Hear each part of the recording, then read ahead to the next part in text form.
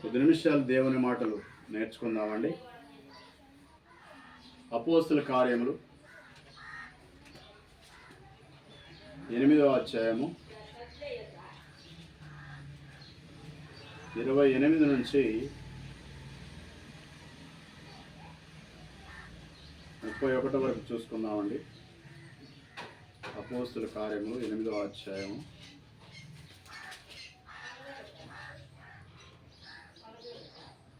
28 నుంచి 31 వరకు.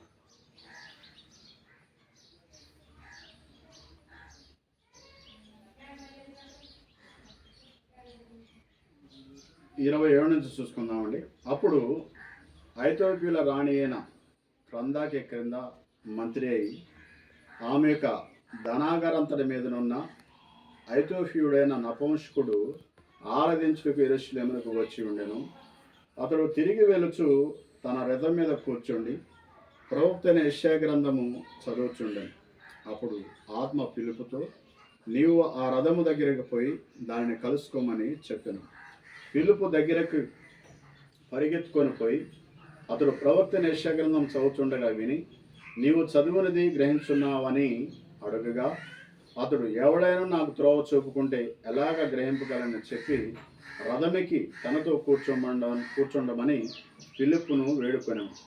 అతడు లేఖనమందు చదువుతున్న భాగం ఏదనగా, ఆయన గొర్రెవెలే వదకు తేబడును, బొచ్చు కత్తిరించు వాని ఎదుట గొర్రెపిల్ల అలాగ మౌనముగా నుండును, అలాగే ఆయన నోరు తెరవకుండెను.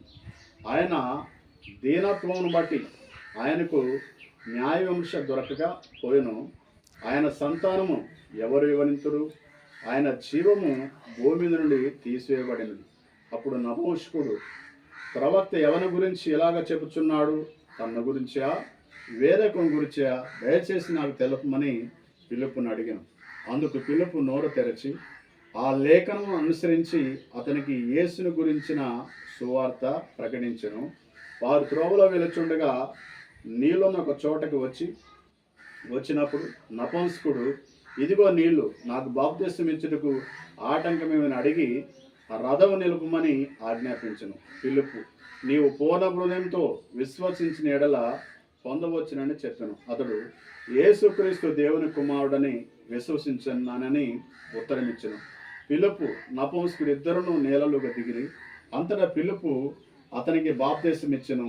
వారు నీళ్ళ నుండి వెడలు వచ్చినప్పుడు ప్రభువాత్మ ఫిలిప్పును కొనిపోయెను. నపుంసకుడు సంతోషముగా తన త్రోవను వెళ్ళెను. అయితే ఇక్కడ నపుంసకుడు ఎక్కడ పోయేస్తుండు? ఆరాధనకు పోయేస్తుండు కదా. యెరూషలేములో ఉన్నటువంటి దేవాలయానికి లేక మందిరానికి ఆరాధనకు పోయేస్తుండు.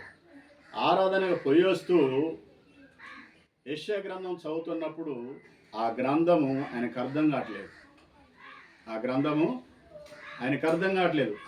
ఉన్నటువంటి లేఖన భాగాలు ఆయనకి అర్థం కావట్లేదు. కాకపోతే అప్పుడు దేవుని ఆత్మ ఫిలిప్పుతో మాట్లాడి ఫిలిప్పును పురుగొల్పిద్ది, ప్రేరేపించిద్ది, ప్రోత్సహించిద్ది. ఫిలిప్పు, నువ్వు అర్జెంటుగా ఆ రథం వెళ్ళిపోతుంది, రథాన్ని కలుసుకో అని చెప్పి ప్రభు ఆత్మ మాట్లాడినప్పుడు ఫిలిప్పు వెంటనే స్పందించి ఆ పరిగెత్తుకొని పోయి రథాన్ని కలుసుకుంటాడు. రథాన్ని కలుసుకున్నప్పుడు ఆ నపుంసకుడిని అడుగుతాడు. ఎవరు? ఫిలిప్పు. ఏమని అడుగుతాడు? నువ్వు చదువుతున్నది నీకు అర్థమవుతుందా అని అడుగుతాడు. అడిగినప్పుడు ఆయన ఏమంటాడంటే, ఎవడైనా నాకు త్రోవ చూపుకుంటే నాకు ఎలాగ అర్థమైద్దని ఆయన చెప్పినప్పుడు వెంటనే ఫిలిప్పుని రథమెక్కని ఆహ్వానిస్తాడు. ఎవరు? నపుంసకుడు. ఆహ్వానించినప్పుడు ఆ నపుంసకుడు ఏదైతే చదువుతుండో ఆ లేఖన భాగాలని వివరించి ఇది క్రీస్తు గురించే రాయబడిందని చెప్పినప్పుడు నపుంసకుడు వాక్యాన్ని విన్న వెంటనే విశ్వసించి నాకు మారు మనసు కలిగి మార్పు చెంది నాకు బాప్తిస్మం అని అడిగినప్పుడు వెంటనే ఏం చేస్తాడు? ఫిలిప్పు బాప్తిస్మం ఇస్తాడు కదా. అంటే ఒక వ్యక్తి దేవుని నమ్ముకోవాలంటే, ఒక వ్యక్తి దేవుని దగ్గర రావాలంటే, ఒక వ్యక్తి దేవుని గురించి తెలుసుకోవాలంటే ముందు ఏం చేయాలి? దేవుని సన్నిధికి రావాలి కదా. ఏం చేయాలి? దేవుని సన్నిధికి రావాలి కదా.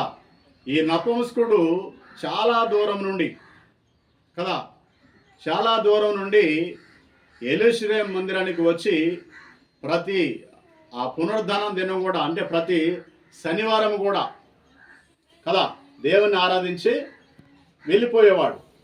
ప్రతి పునరుద్ధానం దినం కూడా దేవుని ఆరాధించి వెళ్ళిపోయేవాడు.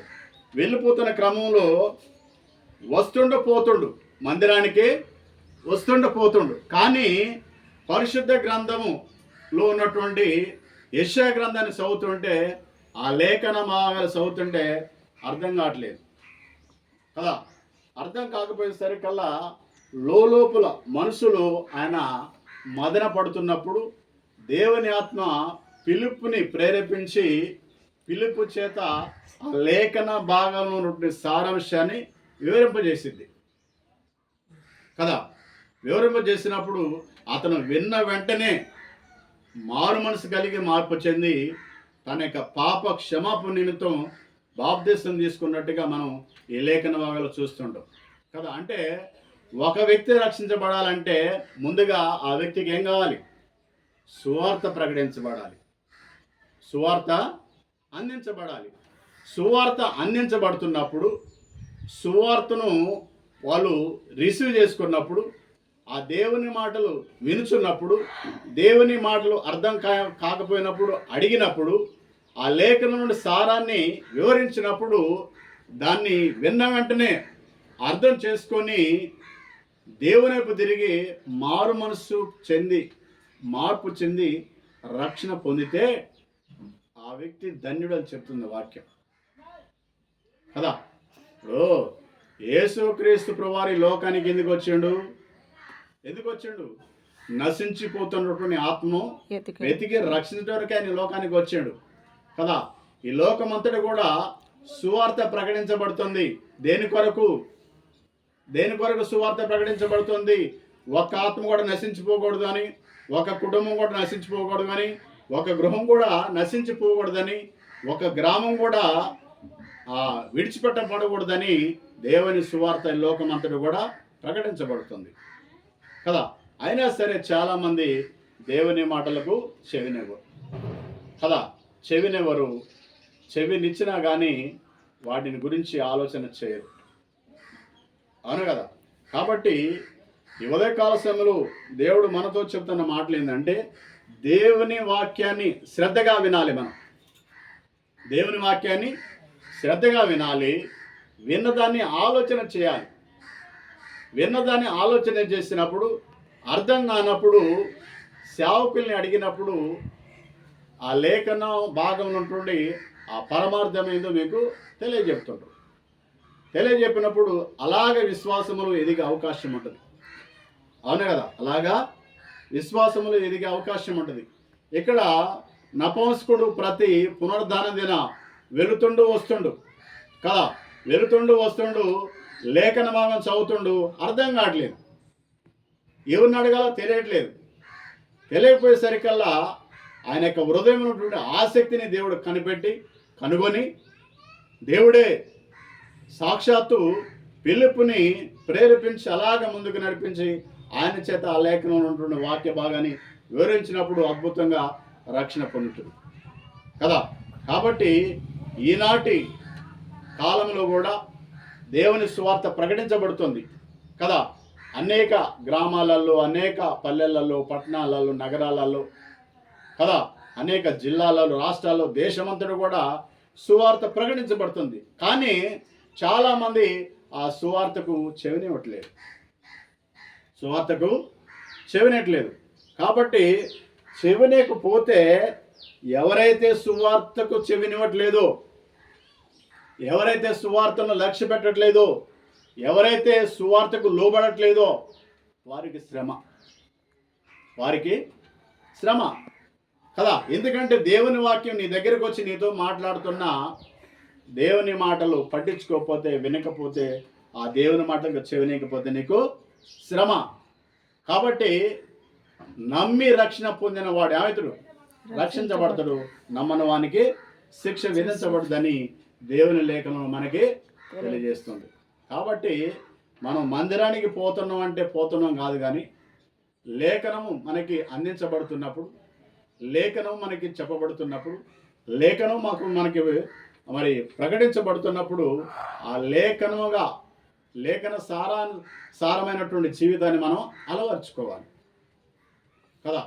లేఖన సారమైనటువంటి జీవితాన్ని మనం అలవర్చుకోవాలి.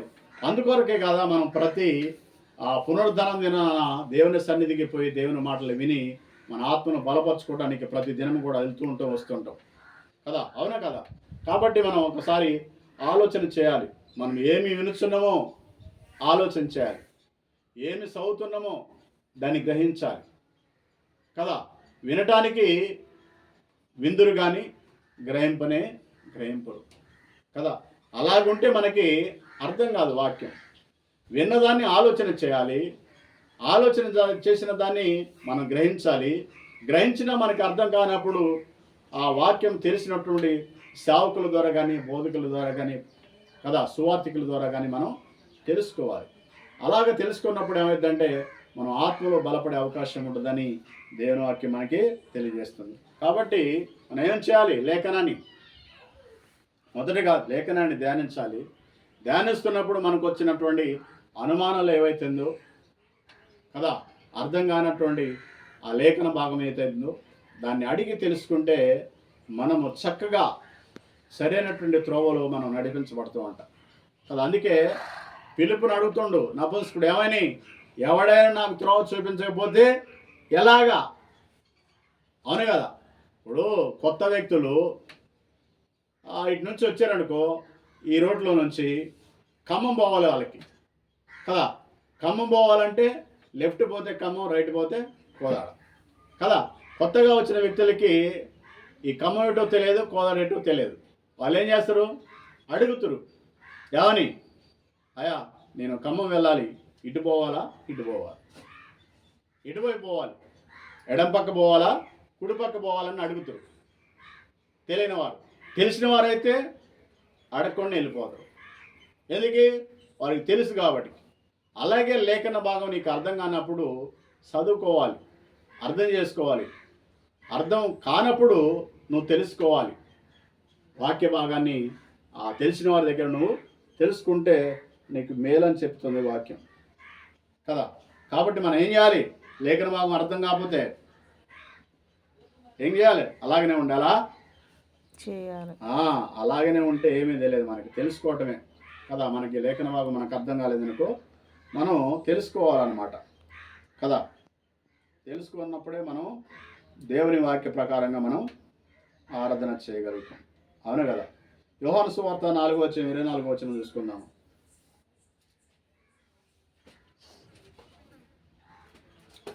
యోహాను సువార్త 4:24 ఏముంటుంది? దేవుడు ఆత్మ గనక ఆయనను ఆరాధించువారు ఆత్మతోనూ సత్యముతోనూ ఆరాధింపగలను కదా. అంటే అంతకుముందు సమరస్తుడు స్త్రీతో సంభాషిస్తుండు యేసుక్రీస్తు ప్రభువు. ఏమని చెప్తుండు? అమ్మా, ఒక కాలం వస్తుంది, ఆ కాలంలో కొండ మీనైనా కానీ కొండ కిందైనా కానీ ఆరాధించడం జరగదు. ఆత్మతో సత్యంతో ఆరాధించే రోజులు సమీపంగా ఉన్నాయని చెప్పేసి యేసుక్రీస్తు ప్రభువు సమరయ స్త్రీతో చెప్తాడు కదా. అంతకుముందు ఎక్కడ ఆరాధించే వాళ్ళు? కొండల మీద, గుట్టల మీద, ఎత్తైనటువంటి స్థలాల మీద ఆరాధించేవారు దేవుణ్ణి కదా. అంటే ఆచారబద్ధంగా, సాంప్రదాయబద్ధంగా బలులు అర్పించేవారు, నైవేద్యాలు పెట్టేవారు కదా. ఇంకా రకరకాలుగా ఆ విధానంతో ఆరాధించేవాడు. అయితే ఆ విషయాన్ని గురించి ఏం చెప్తున్నా అంటే, అమ్మా, ఒక కాలం రాబోతుంది, ఆ కాలం వచ్చినప్పుడు ఆత్మతో సత్యముతో ఆరాధిస్తారని ఆయన క్లియర్గా చెప్తుండు కదా. ఆత్మతో సత్యముతో అది అంటే ఏంది? ఆత్మతో సత్యంతో అంటే ఏంది? ఆత్మతో అంటే హృదయపూర్వకంగా, మనస్ఫూర్తిగా ఎటువంటి ఇక సంకోచం లేకుండా సత్యంతో, అంటే వాక్య ప్రకారంగా, వాక్యం ఎలాగైతే ఆరాధన చేయమంటుందో ఆ రీతిగా ఆరాధన చేయాలి కదా. అలాగని మన ఇష్టం వచ్చినట్టుగా ఆరాధన చేయడానికి లేదు, ఉందా? లేదు. దేవుడు ఏ రీతిగా అయితే ఆరాధన చేయమంటుండో ఆ రీతిగా ఆరాధన చేయాలని దేవుడు తన లేఖనం ద్వారా మనకి తెలియజేస్తున్నాడు. అది అందుకే చెప్తుండు సమరీ స్త్రీతో ఏమని చెప్తుండు, అమ్మ ఒక కాలం వస్తుంది, ఆ కాలంలో కదా ఎలాగ ఆరాధిస్తారంట, ఆత్మతో సత్యముతో ఆరాధించబోయే కాలం వస్తుందని ముందుగానే సమరిస్తూ చెప్పడం జరిగింది కదా. కాబట్టి మనము దేవుని ఎలాగ ఆరాధించాలి?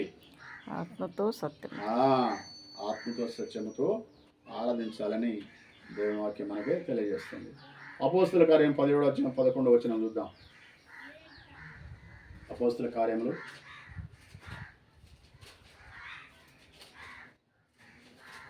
11వ అధ్యాయము 17వ అధ్యాయం 11వ.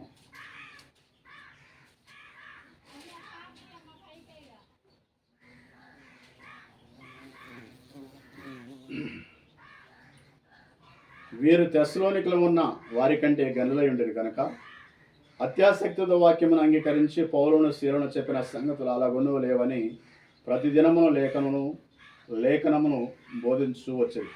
అందుచేత వారిలో అనేకులను ఘనత గల గ్రీకు శాస్త్రులైన స్త్రీలలోను పురుషులలోను చాలామంది విశ్వసించరు కదా. అంటే వాక్యం ప్రకటించబడుతున్నప్పుడు, సత్యవాక్యం మనకు అందించబడుతున్నప్పుడు లేఖన భాగాన్ని మనం చూడాలంట, చదవాలంట. పాస్టర్ గారు ఏం చెప్తుండో అని మనం పరిశీలన చేయాలి, లేక సేవకుడు ఏం చెప్తుండో మనం పరిశీలన చేయాలి. వాక్యం ఏమని చెప్తుండా, ఇంకేమైనా చెప్తుండా, పరిశుద్ధ గ్రంథంలో ఉన్నటువంటి విషయాల గురించి మాట్లాడుతుండా, లేకపోతే బయట విషయాల గురించి చెప్తుండా అనేది మనం ఆలోచన చేసి పరిశుద్ధ గ్రంథాన్ని పరిశీలన చేస్తే మనకి అర్థమైందంట కదా. అందుకే వెంటనే సహోదరులు రాత్రి వేళ పౌలు శీలను బెరేకు పంపించి వారు వచ్చి యూదుల సమాజ మందిరంలో ప్రవేశించి వీరు తెస్సలోనికలో ఉన్న వారి కంటే గనులై ఉండేది కనుక ఆసక్తితో వాక్యమును అంగీకరించి పౌలును శీలను చెప్పిన సంగతులు అలాగునో లేవని ప్రతిదినము లేఖను పరిశోధించు వచ్చిరి. అందుచేత వారిలో అనేకులను ఘనత గల గ్రీకు దేశస్థాన స్త్రీలు పురుషులను చాలామంది విశ్వసించరు. అంటే సాక్షాత్తు పౌలు గారు బోధిస్తున్నా కానీ, శీల బోధిస్తున్నా కానీ అక్కడ ఉన్నటువంటి ఆ బెరియా సంఘం అంట పరిశీలన చేస్తుందంట కదా. పరిశీలన చేస్తాను అంటే లేఖన భాగాన్ని పరిశీలన చేస్తుంది, గమనిస్తుంది. మనం వాక్యం వినుచున్నప్పుడు ఏమి వినుచున్నామో మనం గ్రహించాలి. వాక్యము చదువుతున్నప్పుడు మనం ఎలాగ చదువుతున్నామో, ఏ రీతిగా చదువుతున్నామో మనం గ్రహించాలి కదా. మనసు పెట్టి చదివితే లేఖన భాగాలు మీకు అర్థమవుతుంది. పరిశుద్ధ గ్రంథం నీకు ఒకవేళ అనుభవం ఉంటే కదా, అలాగా మనసు లేకుండా లేఖన భాగాలను చదివితే మీకు అర్థం కాదు. అర్థమైతాయా? అర్థం కాదు. మనసు ఎక్కడో ఉండి మనిషి ఎక్కడుండి లేఖన భాగాలను చదివినానుకో అర్థమైతాయా? అర్థం కాదు. ఎందుకంటే మనసు ఇక్కడ లేదు, మనిషే ఉన్నావు కదా. కాబట్టి ఆ లేఖన భాగాల అక్షరాలు నీకు అక్షరంగానే కనపడుతుంటుంది, అక్షరంగానే కనపడుతుంది, కానీ ఆ అక్షరంలో ఉంటుండే అర్థం నీకు భావం నీకు అర్థం కాదు. కాబట్టి లేఖన భాగాలు వినుచున్నా సరే, లేఖన భాగాన్ని చదువుతున్నా సరే, లేఖన భాగాన్ని వివరిస్తున్నా సరే, మనము మనస్సు నిలిపి శ్రద్ధగా భయంతో మనం చదవాలంట, భయంతో మనం వినాలంట, ఆసక్తితో, ఆశతో, ఆలోచనతో మనం సత్యవాక్యాన్ని వివరించాలంట. అలాగ చెప్పినప్పుడు నీకు లేఖన భాగం నీకు అర్థమవుతుంటుంది కదా. అందుకే సాక్షాత్ ఇక్కడ పౌలు శీలుడు వాక్యాన్ని బోధిస్తున్నప్పుడు వీరు ఎవరంట? వీరు బెరియా సంఘస్థులు కదా. బెరియా సంఘస్థులు సత్యవాక్యాన్ని అలాగా లేఖనములు పరిశోధించు వచ్చరి. అంటే వారు చెబుతున్నది బైబిల్ ఉందా లేదా, వారు బైబిల్ విషయాలు చెప్తారా లేక లోకంలో ఉన్నటువంటి విషయాలు చెప్తారా అని చెప్పేసి అలాగా పరిశీలన చేసుకుంటూ వచ్చారంట వాళ్ళు కదా. అలాగా పరిశీలన చేసినప్పుడు ఏమైందంటే వారు అందుచేత వారిలో అనేకులను ఘనత గల గ్రీకు దేశస్తులైన స్త్రీలలో పురుషులలో చాలామంది విశ్వాసం ఉంచరి. అంటే ఎప్పుడైతే నీకు క్రీస్తు యొక్క సువార్త అందించబడుతుందో, సువార్తను ఎప్పుడైతే నువ్వు శ్రద్ధగా వింటావో, సువార్తను ఎప్పుడైతే నువ్వు శ్రద్ధగా ఆలకిస్తావో, సువార్తను ఎప్పుడైతే నువ్వు అంగీకరిస్తావో అప్పుడు నీలో విశ్వాసం కలుగుతుంటుంది కదా. నీలో విశ్వాసం కలుగుతుంటుంది. ఆ విశ్వాసం నిన్ను రక్షణలోకి నడిపిస్తుంటుందని దేవుని వాక్యం తెలియజేస్తుంది కదా. ఒక వ్యక్తి రక్షించబడాలంటే ఏం చేయాలి? ముందు వినాలి. తర్వాత విన్నదాన్ని ఏం చేయాలి? విశ్వసించాలి, నమ్మాలి, ఒప్పుకోవాలి కదా. మారు మనసు పొంది అప్పుడు రక్షణ, పాపక్షమాపణ నిమిత్తం రక్షణ పొందాలి కదా. ఇలాగా ఒక వ్యక్తి రక్షించబడాలంటే ముందు వినాలంట. ముందు వినాలి, విన్నదాన్ని విశ్వసించాలి, నమ్మాలి, ఒప్పుకోవాలి, మారు మనసు పొందాలి. అప్పుడు పాపక్షమాపణ నిమిత్తం రక్షణ పొందాలి. ఆ వ్యక్తి అప్పుడు రక్షణలో నిలిచి ఉంటాడు అన్నమాట కదా. లేఖనం వినకుండా, లేఖనం అర్థం చేసుకోకుండా, లేఖన భాగాలను ఆలోచన చేయకుండా నువ్వు నామమాత్రముగా బాప్తీసం తీసుకున్నానుకో, రక్షణ పొందిననుకో, ఆ రక్షణ నువ్వు కాపాడుకోలే. ఎందుకంటే నీ హృదయంలో వాక్యమని వేరు లేదు కాబట్టి కదా. గట్టిగా శ్రమ రాగానే ఏమైంది? ఆ చెట్టు పోయింది, కూలిపోద్ది కదా. గట్టి శ్రమ రాగానే, గాలి దుమారం రాగానే ఆ గాలికి అటు ఇటు ఊగులాడి పడిపోద్ది. అలాగనే నువ్వు వాక్యాన్ని వినకుండా, వాక్యాన్ని విశ్వసించకుండా, వాక్యాన్ని నమ్మకుండా, నువ్వు మారు మనసు పొందకుండా, మార్పు చెందకుండా రక్షణ పొందితే ఆ రక్షణలో నీవు నిలిచి ఉండలేవని దేవుని వాక్యం తెలియజేస్తుంది కదా. కాబట్టి ఏం చేయాలి? శ్రద్ధగా వినాలి. వాక్యాన్ని శ్రద్ధగా నువ్వు వినాలని దేవుని వాక్యం మనకి తెలియజేస్తుంది. తర్వాత మార్కు సువార్త 16 చూద్దాం, చివరి వచనంగా. మార్కు సువార్త 16 వచనం.